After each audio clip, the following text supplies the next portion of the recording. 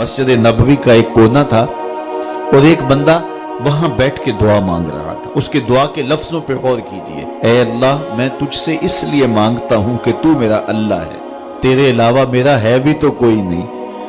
तो ये वो दुआ मांग रहा था और मस्जिद नबवी के कोने में बैठा था। हुजूर ने देखा तो एक सहाबी से कहा, वो जो दुआ मांग रहा है उसको जाके बता दो तुम्हारी दुआ कबूल हो गई है।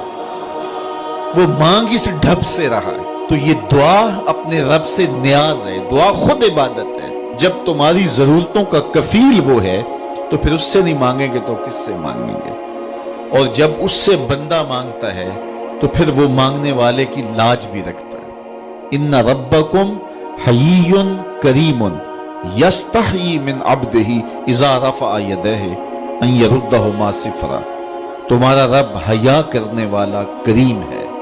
जब बंदे उसके सामने हाथ फैला के दुआ मांगते हैं, अल्लाह फरमाता है मुझे शर्म आती है उनके उठे हुए हाथ खाली कैसे मोड़ो। जब उन्होंने मुझसे मांगा है तो मैंने भी ना दिया तो कौन देगा।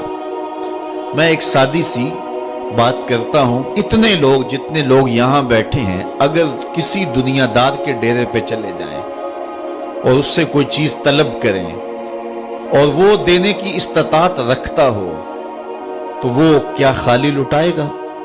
वो कहेगा इतने लोग आगे हो तो डेरादारी की शान के खिलाफ है कि मैं इनको खाली लुटाऊं। तो जब ये दुनियादार खाली नहीं लुटाता तो रब कैसे खाली लुटाएगा। जब बंदे उसकी दहलीज पे चल के आ जाएं तो वो बंदों की जरूरतों का कफील है और उनके हर दर्द को जानता है और उनकी जरूरतों को पूरा करता है। उलमा ने कहा दुआ हर सूरत कबूल होती है। या तो ये है कि फौरन कबूल हो जाती है, जो मांगा फौरन मिल गया, और कभी ऐसा होता है कि फौरन नहीं मिलता, हिकमत होती है और फौरी देना मुनासिब नहीं होता तो उसको फौरी नहीं दिया जाता, लेकिन दुआ बाद में कुछ अरसे के बाद उसकी डिमांड पूरी कर दी जाती है। और कभी ऐसा होता है ना फौरी दिया जाता है ना बदेर दिया जाता है, उस दुआ को जखीरा कर लिया जाता है और हशर के दिन उसका बदला दिया जाएगा। और रिवायत में आता है हशर के दिन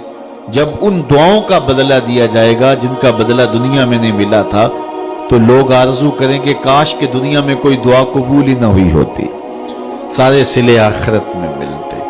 अल्लाह अकबर।